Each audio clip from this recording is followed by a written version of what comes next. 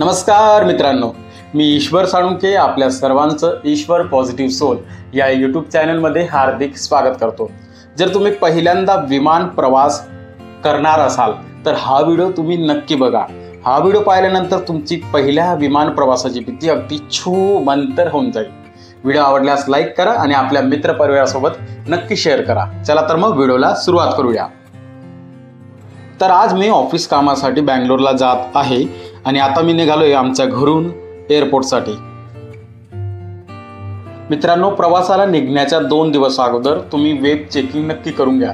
तुम्ही कुठली service choice केली त्यावर डिपेंड करतं। जर तुमची विस्तारा असेल किंवा इंडिगो फ्लाईट असेल तर त्यांच्या पर्टिक्युलर वेबसाईटला जाऊन तुम्ही वेब चेकिंग करू शकता आणि ऑनलाईन बोर्डिंग पास तुम्ही मिळवू शकता।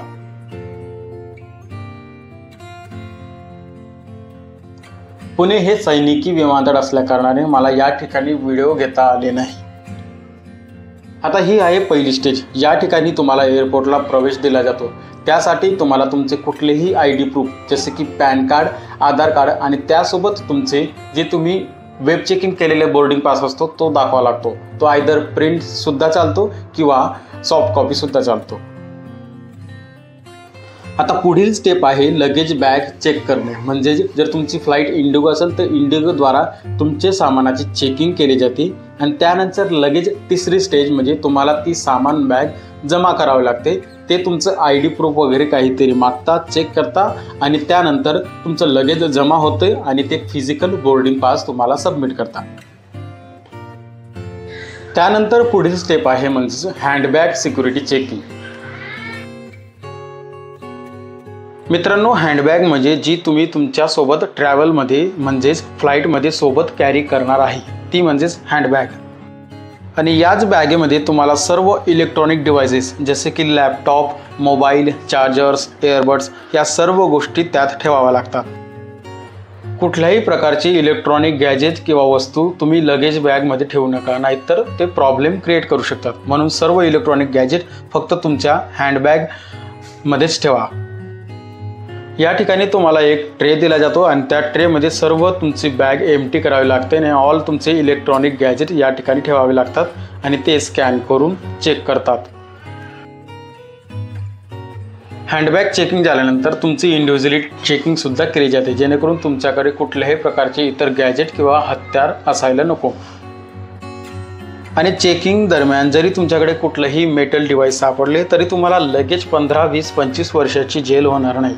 अगदी निवांत राहा, फक्त तुम्हाला ते बाजूला काढून ठेवावं लागेल, एवढंच। आता नेक्स्ट प्रोसेस आहे आपल्या दिलेल्या गेट नंबरला जाणे। मित्रांनो, तुम्हाला जे बोर्डिंग पास दिलेलं असतं त्या ठिकाणी गेट नंबर त्यांनी मेन्शन केलेला असतो आणि तुम्ही त्या गेटला जाऊन आपल्या फ्लाईटचे वेटिंग करू शकता। तुम्ही जर पहिल्यांदाच फ्लाईटने प्रवास करणार असाल तर एअरपोर्टला 2 ते 3 तास अगोदरच जाऊन पोहोचा। माझ्या फ्लाईटच्या गेटला जाताना मला छत्रपती शिवाजी महाराजांचे दर्शन घडले। मी मनोमन अभिवादन करून आपल्या गेट नंबरकडे प्रस्थान केले। मित्रांनो, तुम्ही जर पहिल्यांदा विमानाचा प्रवास करत असाल तर ऑब्व्हियसली तुम्हाला भीती वाटेलच, पण ही भीती फक्त एक मानसिक असते, कारण की भीती हे एक प्रकारे फक्त मानसिक लक्षण आहे, बाकी काही नाही।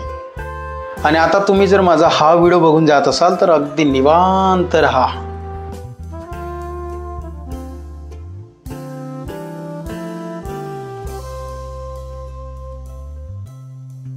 तुमच्या अपकमिंग फ्लाईटची वेळोवेळी एअर होस्टेसद्वारा अनाउन्समेंट केली जाते। त्या अनाउन्समेंटकडे तुम्ही नक्की लक्ष द्या, कारण की बऱ्याच वेळा फ्लाईट ही कॅन्सल होऊ शकते किंवा डिले होऊ शकते।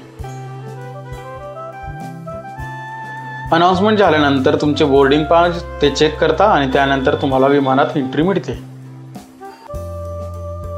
तर मित्रांनो, तुमचा ऑब्व्हियसली हा पहिला प्रवास असल्या कारणाने तुम्हाला खूप जास्त एक्साइटमेंट असेल आणि ज्यावेळेस तुम्ही प्लेनमध्ये एंट्री घ्याल तुम्ही प्लेनकडे बघतच राहाल आणि तुम्हाला फोटो काढायची किंवा व्हिडिओ काढायची इच्छा होईल।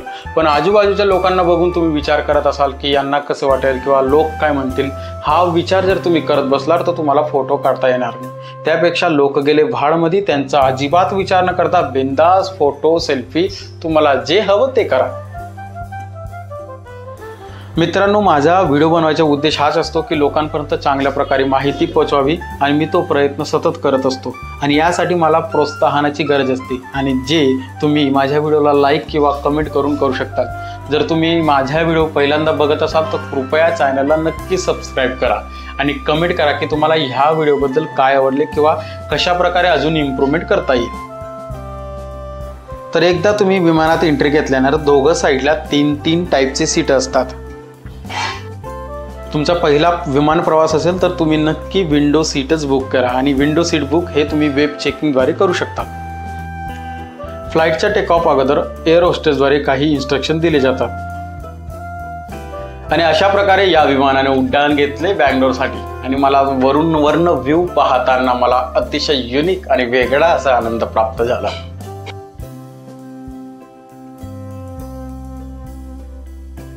हे नीटसर आकाश पाहून अतिशय मनाला खूप आनंद झाला।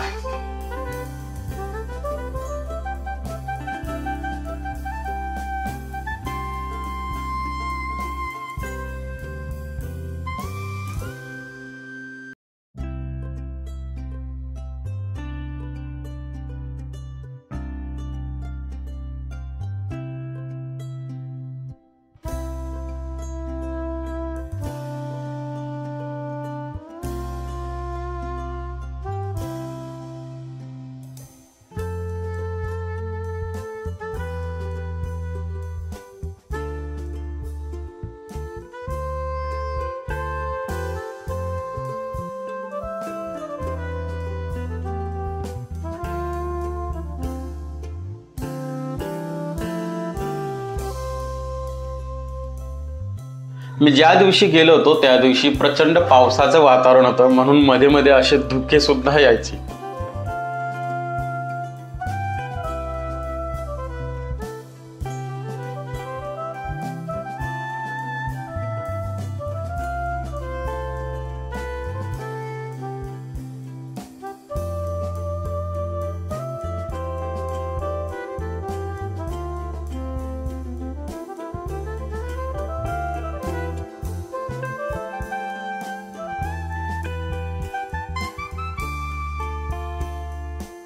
आणि आता फायनली मी बँगलोर एअरपोर्टला पोहोचलो होतो आणि आता शेवटची स्टेप आहे म्हणजेच लगेज बॅग कलेक्ट करणे।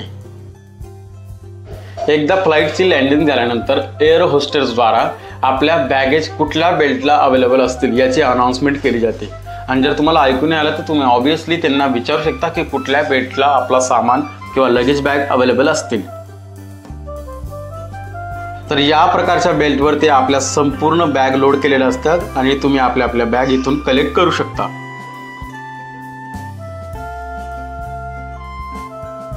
तर फायनली मी माझी लगेज बॅग कलेक्ट केली आणि त्यानंतर बँगलोरच्या एअरपोर्टला थोडं चक्कर मारून आलो, इकडे तिकडे ढणकून आलो आणि बँगलोर एअरपोर्ट एक्सप्लोर केले। तर मित्रांनो, मी आशा करतो की हा माझा व्हिडिओ पाहून झाल्यानंतर तुमची पहिल्या विमान प्रवासाची भीती संपूर्ण गायब झालेली असेल। तर मित्रांनो, ब्लॉग आवडला असेल तर लाईक करा, शेअर करा आणि आपल्या चॅनलला नक्की सबस्क्राईब करा। पुन्हा एकदा भेटू एका नवीन व्हिडिओमध्ये। तोपर्यंत सर्वांना जय महाराष्ट्र।